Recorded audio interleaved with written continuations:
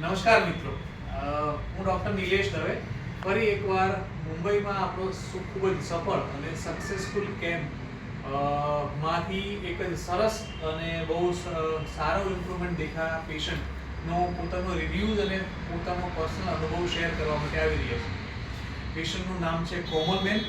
કોમલબેન આજથી લગભગ 2-2.5 મહિના પહેલાં આપણે મુંબઈ કેમ્પ થયો હતો ત્યારે કેમ્પમાં આવ્યા હતા અને સાંભળવાની ઘણી તકલીફ લઈને આવ્યા હતા. અત્યારે 2-2.5 મહિના પછી ફરી મુંબઈ કેમ્પમાં ફોલોઅપ માટે આવી રહ્યા છે. આપણે એમના જ શબ્દોથી એમનો અનુભવ સાંભળીએ, એમને કેટલું સારું છે અને કેટલું ઇમ્પ્રુવમેન્ટ આવ્યું છે. કોમલબેન નમસ્કાર. નમસ્કાર. આપની એજ કેટલી છે?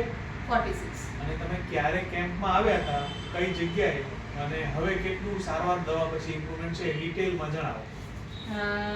જય જિનેન્દ્ર, મારું નામ કોમલ શાહ છે. હું બોરીવલી રહું છું અને આજથી લગભગ 1.5-2 વર્ષ પહેલાં બારડોલી ગુજરાતમાં સાહેબનો કેમ્પ થયો હતો અને ત્યાં મારી મમ્મીએ એમની ટ્રીટમેન્ટ લીધી હતી, જેનાથી મારી મમ્મીને 4 મહિનાની ટ્રીટમેન્ટ પછી સારું એવું લગભગ 50% ઇમ્પ્રુવમેન્ટ હતું.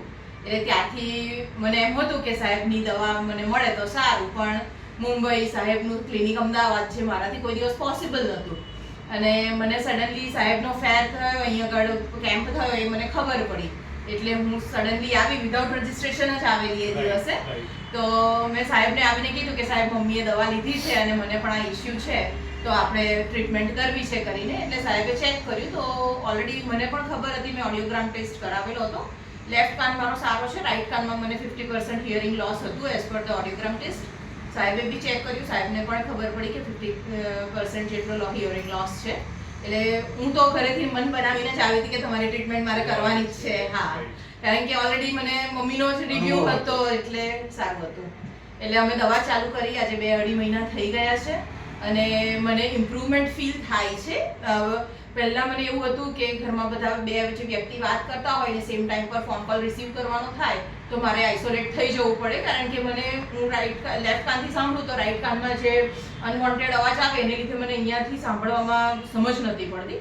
હવે એવું છે કે હું આ કાનથી સાંભળું છું, બધા ઘરમાં વાત કરતા હોય તો પણ yet I can continue the talk with people અને હું ડિસ્ટ્રેક્ટ ઓછી થાઉં છું.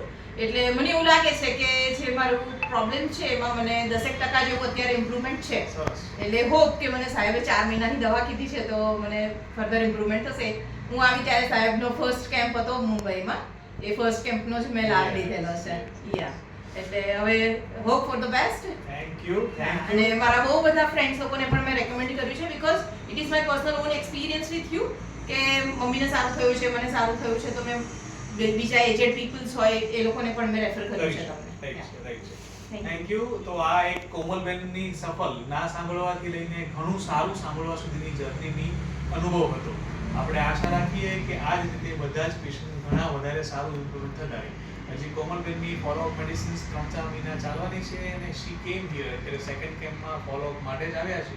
હજી ફરી સરસ વધારે ઇમ્પ્રુવમેન્ટ આવશે એવી આશા રાખીએ છીએ. Thank you. Thanks a lot.